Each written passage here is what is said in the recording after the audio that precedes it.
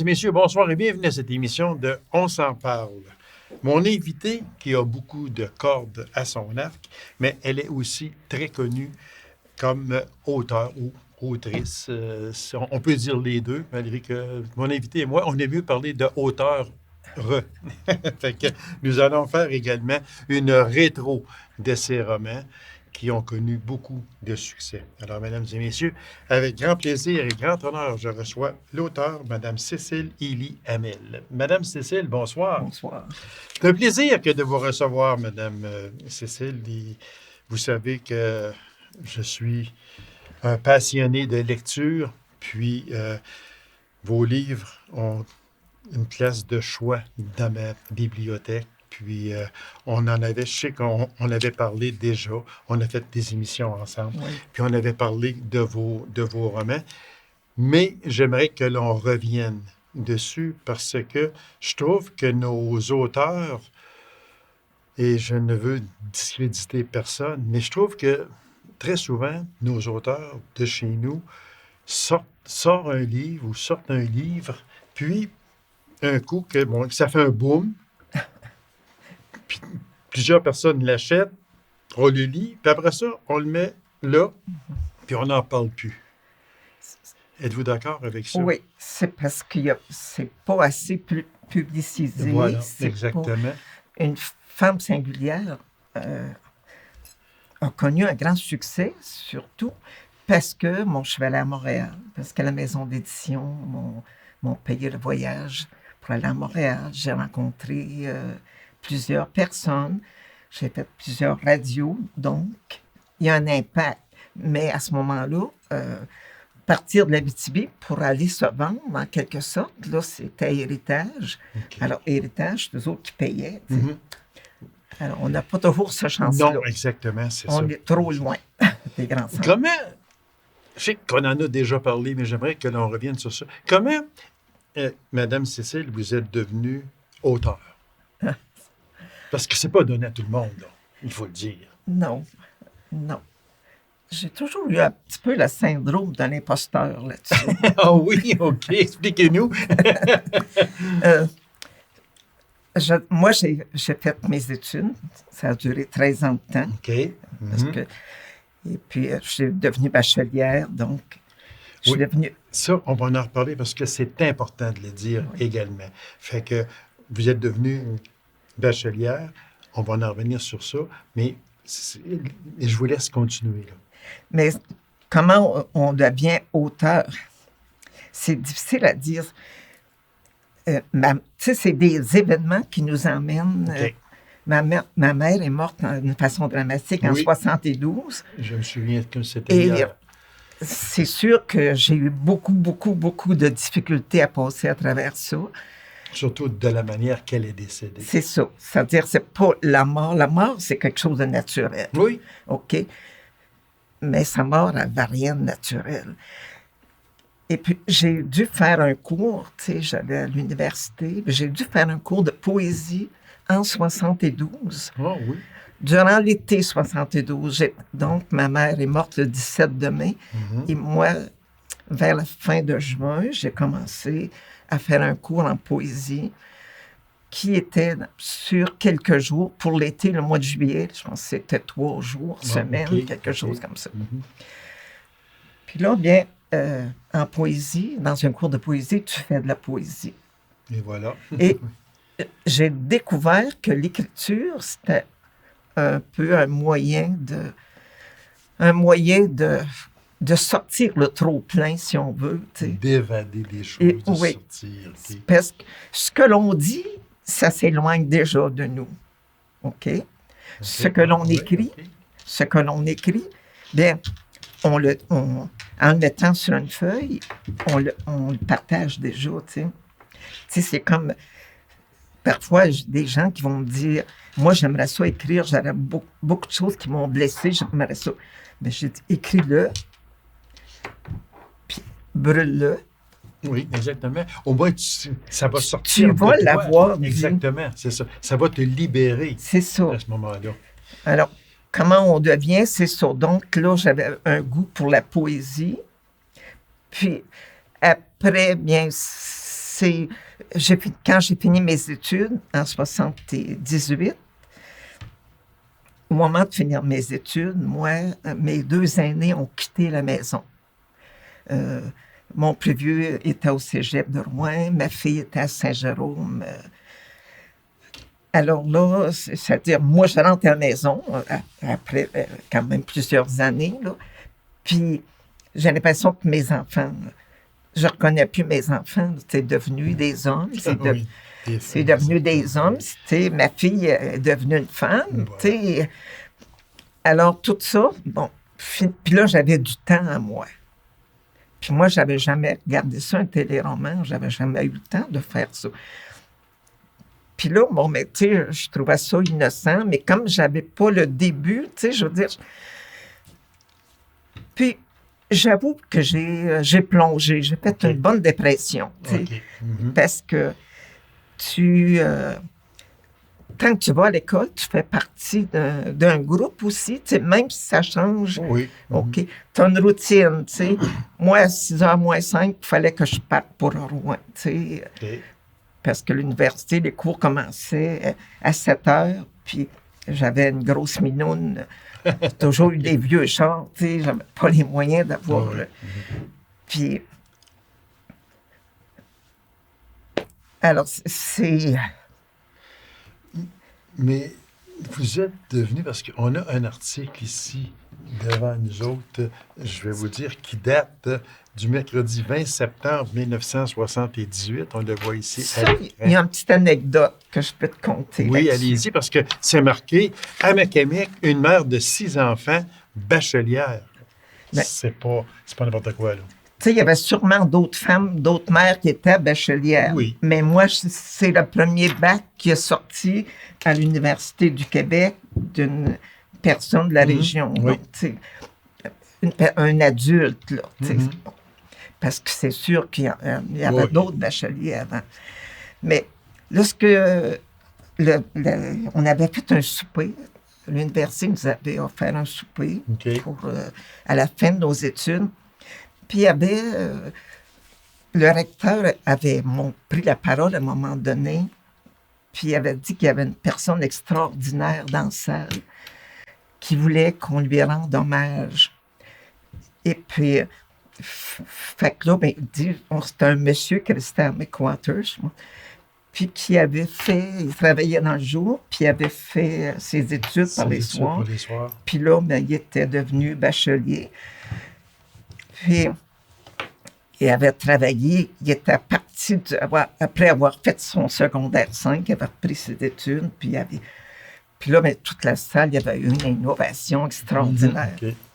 Moi, j'avais invité ma belle-sœur, Angèle, avec son mari, le frère de mon mari, à ce souper-là, parce qu'on avait... Puis, fait que là, Angèle a dit, mais Seigneur, elle part, elle se lève, elle s'en va le trouver lorsqu'il est descendu. Puis elle dit, vous trouvez ça beau, un homme admirable, vous admirez ça. Ben, elle dit, je vais vous dire qu'il y a une femme dans la salle, moi, qui a 6 enfants, puis qui vient d'être bachelière, puis elle a commencé bien plus beau, puis elle partait de Macamiec pour elle. Fait que là, lui, il me disait, bon, ben là, ben voyons donc, je ne savais pas ça. Mais elle dit, vous devriez peut-être faire une recherche avant d'aller louanger. Ben, elle dit, je vais aller l'annoncer. Fait que là, il vient voir. Non, je n'ai pas voulu, j'en ai pas question, tu sais. Tu tentes pas d'aller réduire l'hommage de quelqu'un d'autre, tu sais, je veux dire. Voilà, bon. Exactement. Puis, fait que là, à ce moment-là, il avait dit, je vais absolument, par exemple, avoir un reportage. Et c'est à partir de ça, il avait chargé M. Audette, qui était venu faire. Alors, c'était la première fois que j'ai été vraiment mis sur la sellette à la fin pour mes études. Parce que c'est tout un exploit, Mme Élie. Ben, c'est tout un exploit. Pour moi, il n'y a rien là. Je veux dire, aujourd'hui, je ne serais pas capable de le faire. Non, mais c'est pas possible. Mais dans ce temps-là, parce que moi, je vous connais depuis des années et des années, puis je sais ce que vous avez dû passer pour aller jusque-là. Moi, je le sais. Puis, toutes nos sincères félicitations, même si ça fait 50 ans. Oui, mais quand même, on tient à vous féliciter quand même. Donc, après ça, c'est ça, là, j'étais dans la maison chez nous, j'avais comme plus rien à faire. Puis, j'ai fait un peu une dépression, comme je disais tout à l'heure. Puis, j'ai décidé d'écrire. J'ai décidé d'écrire ce qui a donné, qui a été mon premier... Exactement. Puis, lorsque j'ai eu fini d'écrire ça, j'entends parler du prix littéraire. Donc, je n'avais aucune idée qu'est-ce que c'était, rien. Puis, j'ai fait parvenir mon manuscrit. À ma grande surprise, ben, j'ai gagné le premier prix. Alors, c'est votre premier manuscrit intitulé « Passe le temps ». Oui. Et vous avez remporté le premier prix littéraire de l'Abitibi-Témiscamingue dans la catégorie témoignage. Témoignage, oui. Ça, vous l'avez présenté avec fierté. Oui. Parce que pour vous, là, c'était la concrétisation Mais, de quelque chose d'important. Moi, quand c'est... oui, après ça, ça a été pour le deuxième... j'ai eu le deuxième prix littéraire l'année suivante, parce que là, je me disais, là, j'écrivais sur moi. C'est plus facile d'écrire sur soi que d'écrire l'histoire de quelqu'un d'autre. Sur une autre personne. Ça, je me disais, est-ce que je serais capable de rentrer dans la peau de quelqu'un d'autre, puis de lui donner, avec mes sentiments, de faire vivre les siens. Alors, donc, c'est ce que j'ai réussi avec Une femme singulière. Voilà, c'est ça là, que je voulais en venir justement, parce qu'après Passe le temps, là, vous avez le goût d'écrire vous est revenu, puis vous sortez À travers vents et orages, qui devient Une femme singulière. Pourquoi avoir changé? Est-ce que c'est vous qui avez changé le titre? Non. L'auteur n'a pas grand-chose à dire sur les titres. C'est ça, moi, que j'ai de la misère avec ça. Je sais qu'on en a parlé, puis je reçois souvent des auteurs ici. Puis l'auteur écrit ton texte, là, écrit ton histoire que tu veux écrire. Après ça, on va s'arranger avec le reste. Oui. Ben moi, j'avais pensé mettre ça comme titre. Non, ça, c'est nous autres qui ça. Vous avez... C'est fini après ça, l'histoire est là, mais comme ça vous appartient plus quasiment. Oui. J'ai même un de mes livres, parce que j'en ai trois qui sont... Oui. J'en ai trois sur lesquels je travaille. J'en ai un qui, justement, c'est-à-dire qui a été illustré, c'est un conte. OK. Qui a été illustré. Et j'ai beaucoup plus de difficultés le fait qu'il a été illustré. Plusieurs... Ils rejettent dès le départ parce qu'ils ont tout leur personnel puis ils veulent faire travailler leur monde. Mais c'est des erreurs qu'on fait parce que, comme tu dis, fais le travail, donne-nous-le, nous autres, on va s'arranger. Après ça, on va s'arranger avec. C'est nous appartient, qu'on dirait. Oui. Puis, passe le temps, ben on dit... pas passe le temps, à travers vent et orage. Ils ont dit, les gens, ils vont penser... Il y a un orage, il y a du vent, ça vente, il y a de l'orage. Donc, les gens vont voir ça comme ça. Il y en a qui vont le prendre au sens propre et non au sens figuré. C'est ça, exactement. Mais moi, si je vous demandais, qui était cette femme singulière? Cette femme singulière, c'est une dame qui a vécu, dans mon livre, j'ai marqué que c'était au Thiénard, mais elle a vécu à Sainte-Rose. Et... elle a vécu un drame incroyable là, parce qu'on avait fait disparaître sa fille de 3 ans. Puis on l'avait fait disparaître, le curé qui était en arrière, parce que les prêtres, ils venaient tout, ils décidaient tout. Puis alors on l'avait fait disparaître parce qu'elle est enceinte de son 2e ou 3e enfant. Puis c'était comme si c'était une tâche. C'est parce que lorsqu'ils sont arrivés de Saint-Georges-de-Beauce, il y avait un monsieur qui vivait seul. Il y avait quand même une grande cabane. Puis il a offert cette famille-là à aller rester qu'eux autres. Puis là, après, quand la femme a été enceinte, c'était son premier enfant, là, lui, il travaillait dans le bois pour préparer pour faire sa maison, sa propre cabane ou sa maison. Mais là, le monsieur est allé raconter que l'enfant qu'elle portait, que c'était à lui. Okay. Donc, c'est venu entacher. Puis dans ce temps-là, l'honneur d'une femme, ça valait rien, mais l'honneur d'un homme, ça, c'était bien important, ça. Et Alors voilà, là, exactement. c'était l'honneur de l'homme qui avait été entaché. Comme il était entaché, bien, c'était en faisant disparaître l'enfant, c'était un moyen de... Peut-être que même l'homme le savait en partie, mais ça, je ne m'embarque pas là-dedans. Tu sais, c'est- Parce que vous avez touché un point que j'aimerais que l'on revienne, Madame Cécile. La religion. La religion de ce temps-là, aujourd'hui, c'est sûr que c'est changé parce qu'on a mis ça de côté lentement. Mais dans ce temps-là, le prêtre, dans une paroisse, c'était l'homme. Ouais. C'était celui qui dirigeait tout. Parce que on regarde dans votre livre, oui, vous en parlez, vous faites écho de ça. Quand on regarde aussi et qu'on lit les deux romancières, Lise et Claire Bergeron, parlent souvent aussi de l'aspect religieux du temps, parce que c'était à peu près dans le même temps Oui, que les oui. autres ont écrit aussi. Ça veut dire que le curé de ce temps-là, c'est lui qui menait. Oui. Fait que quand il disait, là, tu es enceinte, il faut que tu sortes d'ici, il faut que tu t'en ailles, il fallait que la personne s'en aille. Parce que c'était un déshonneur que d'être enceinte et ne pas être marié à ce Oui, moment-là. ah oui. Puis même, le prêtre faisait sa visite de paroisse, Oui. puis il vérifiait, il regardait pour voir si la femme il fallait que la femme soit enceinte. Ah, tu sais. c'était Tu sais, terrible. je veux dire, cette enceinte, c'était bien beau, là, puis si le bébé venait de naître, là, tu sais, c'était, t'as pas le droit de te refuser à ton mari, hein, t'oublies pas ça, hein, tu sais, c'est... Mhm. Oui, exactement, parce qu'on Non. pourrait s'en parler Ah, très mon longtemps, Dieu, très longtemps, oui, parce on que pourrait en j'ai parler des faits longtemps vécus, de- moi, là, puis on va passer à autre chose, Madame Cécile, parce que on n'embarquera pas là-dedans. Ensuite de ça, il y a eu votre fameux roman, Les miettes aux oiseaux. Une histoire plus vraie que nature, selon vos dires, parce que cette histoire-là, elle a fait les manchettes au Québec, à la grandeur du Québec, et Du plus, Canada, en oui. plus de ça, Oui. et plus. Histoire vraie, oui, qui s'est passée dans notre Abitibi-Ouest, qui s'est passée à La Sarre, ça a touché à Macamic, bon, etc. Ça, c'était. Est-ce que pour vous, ça a été difficile d'écrire? Parce que vous connaissez bien la personne, le fameux Bernard non fictif. Oui. Moi, je le connaissais aussi très bien.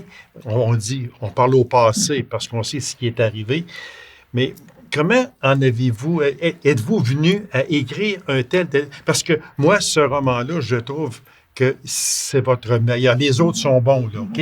Mais il me semble que lui, là, parce qu'on connaissait peut-être plus l'histoire. L'histoire. Vos autres romans, on ne connaissait pas l'histoire. Vous nous avez appris l'histoire. Mais là, ce roman-là, on connaissait, tout le monde connaissait l'histoire, alors vous l'avez romancé. Moi, là, pour commencer, je ne connaissais pas aucun des garçons. OK. Probablement, comme je m'occupais beaucoup du hockey, Mhm. que je l'ai rencontré Oui. dans l'aréna. Oui, parce qu'il travaillait là. Côtoyé un peu, Oui. mais Oui. j'avais aucune idée de qui il était physiquement. Et le dimanche, la prise d'otage, ça s'est passé la fin de semaine. Oui. Et le dimanche après-midi, il y a eu une ligne ouverte à CKLS. C'est Carlis du temps, oui. Puis là, les gens téléphonaient, puis Gorochel leur venait. Tu sais, c'était comment ça se fait ça qu'ils sont encore libres? Comment ça se fait ça qu'il n'est pas en prison, lui? Puis qu'est-ce que les policiers, vous attendent pour aller les descendre? Puis, tu sais, c'est... Ah oui, c'était pas beau à écouter. Tu sais, c'était... Exactement, oui. Le venin. terme, c'était C'est ça. descendez-les, C'est faut ça. vous les tuer. Tu sais, C'est c'était... Ça, j'ai trouvé ça effrayant parce que je me disais, ça peut être n'importe quel homme qui peut faire ça. Hein? Et voilà. Tu sais, je veux dire, à un Oui, moment donné, exactement. tu fais un faux pas quelque part, puis là, il y a un enchaînement. Puis là, à un moment donné, tu ne sais plus comment t'en sortir. Tu sais, je me disais... Puis j'ai eu le goût de savoir. Tu sais, je me dis, moi, j'aimerais ça connaître leur histoire. J'aimerais ça montrer, tu sais... en quelque part, moi, je pense que j'ai toujours eu un petit peu l'envie d'aller réhabiliter les gens. OK.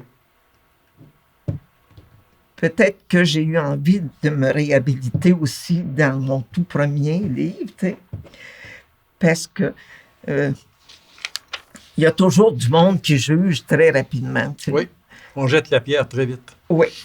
Et puis, quand j'avais un problème avec mon mari avait un problème, ça m'en emmenait un. Mais pour des gens, on commençait à dire, c'est parce qu'elle va à l'université, c'est parce qu'elle va au cégep, elle va à l'université. Moi, j'ai déjà entendu, si tu penses que je laisserais ma femme aller à l'université, là, il n'en serait pas question. Tu sais, c'était comme le lieu de perdition d'aller à l'université pour une femme. Là. Tu sais, c'était complètement débile, tu sais, je veux dire.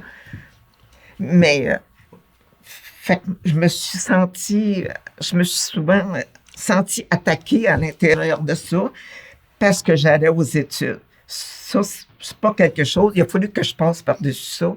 C'est pas. Et ça n'a pas dû être facile. Ça n'a pas toujours été facile. Sûrement. Parce que là, tu dis, bon, mes enfants ils doivent se débrouiller toutes seuls. Tu sais, bon. Après, une femme singulière, ce qui m'a intéressé, c'est parce que les gens disaient d'elle, c'est une folle. Tu sais, quand j'ai commencé à faire une recherche, on disait d'elle, tu parles de la folle. Mais tu sais, moi, ma fille, à ce moment-là, elle avait ça 3 ans. Puis tu sais, je me disais, s'il fallait que je perde ma fille, il faut quasiment être fou pour pas devenir fou, tu sais, des fois, là. C'est ça, exactement. Puis, après ça, donc, je suis toujours dans le même ordre d'idées avec les miettes aux oiseaux. Oui. J'ai voulu comprendre ces gars-là. Tu sais. À nulle part dans mon livre, je les attaque. À nulle part, je les descends. C'est vrai, exactement ce que je l'ai lu, puis c'est effectivement. Tu sais, parce que beaucoup vous essayez de gens... de les comprendre. Oui. C'est ça. Oui. À travers un roman. Oui. Puis c'est ça, souvent, il y a des gens qui m'ont dit ça, tu sais, on s'attendait que tu descendrais, tu sais, qu'on s'attendait vraiment pas à ce genre de livre-là. C'est ça, parce que la sympathie du public, elle était envers Madame X, qui a été pris en otage par 2 personnes, par un gars qui s'appelle Bernard, non fictif, et son petit frère, qui a emmené avec lui, puis tout ça s'est terminé dans un bain de sang, là, il faut le dire. Là. Mais c'est ça que vous avez essayé de conter cette histoire-là, mais pas en abaissant personne. Non. Essayer de montrer aux gens c'était quoi exactement. Et c'est ça que j'aime, moi, de vos livres, c'est que il n'y a pas de fausse pudeur. Il n'y a pas non plus essayer de contourner un problème. Non, parce que je ne veux pas l'exprimer. Okay. Vous y allez avec la franchise habituelle. Et c'est ça que j'aime de vos livres aussi. Oui. Tu sais, parfois, j'aurais pu y aller plus modérément, là, mais je veux dire, oui. Mais votre plume disait qu'il fallait que vous écriviez ça. Oui. Exactement. Oui. Et c'est ça qu'on aime de vos livres. Oui.